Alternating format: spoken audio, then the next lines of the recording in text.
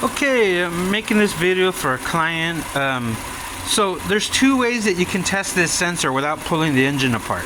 So one way is to take this hose off and that hose off, and then this air cleaner box, and then this hose, and then down here you're gonna see a gray 4-wire connector that has 4 pins on it. So what I did was I used a digital multimeter to check all 4 pins, no matter which way it went, disconnected from the harness. I realized you have to back probe it in order to get the readings from the harness, but I don't have no T-pins. So I started checking the resistance value in all 4, and I got open line or out of limits on all 4 directions. I even found a wiring schematic where it tells me the black terminals, which are on the bottom of the top of the connector. If you set a ground wire here and check the ground terminals, I should have a resistance value because it's grounding out, but there's not even a ground to the battery. So I checked the engine straps and stuff like that for the ground to the engine, and all that works good. I touched the engine over here on the cylinder head to the ground point on the battery, and I do show ohms of resistance, so that tells me that that engine ground is connected. So another test is I had my digital multimeter plugged in, and it shows about 14 degrees before top dead center, or after top dead center, I'm sorry. And when you knock, you can see I have a hammer. When you knock on this bolt on this engine mount, that vibration is going to go directly into the engine, and it should retard the timing to at least 7 degrees, and it was not doing that. So that tells me these knock sensors aren't doing its job, but at least I checked it before I had to take it all apart, because it's a big process on replacing these knock sensors. We got to go to the planium, disconnect everything from the planium, the wiring, the injectors. The injectors have to come out, you lay them aside, and then you got the under planium. Then you got to take out some of the antifreeze to get it below halfway's level, because the lower intake, there's a hose on, or once you remove the lower intake, there's a hose that's going above the knock sensors and the knock sensor harness. So the knock sensors have to be replaced as a set, because I got both codes, and the knock sensor, both the knock sensors and the knock sensor harness has to be replaced. It comes in a kit. So also I had a code for air fuel ratio sensor.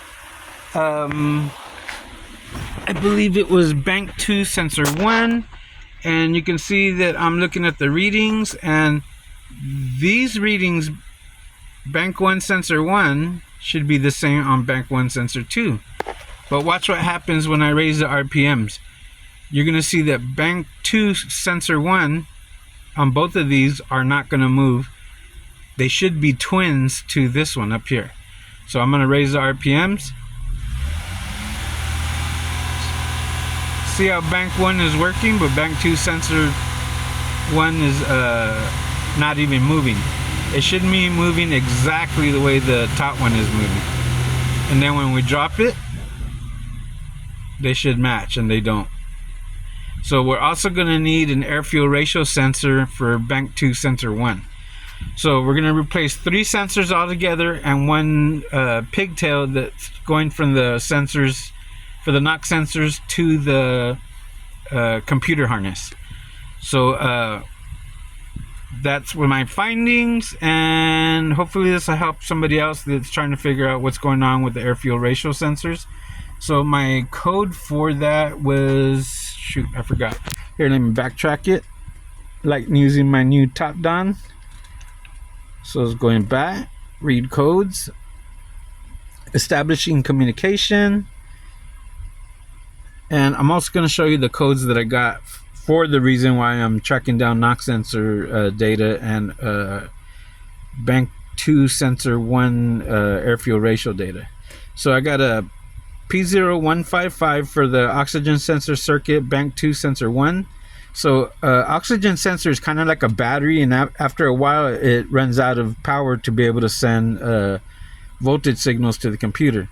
So and as you can see, it wasn't moving So, I mean, there's no way for it to move unless it has a sufficient amount of power.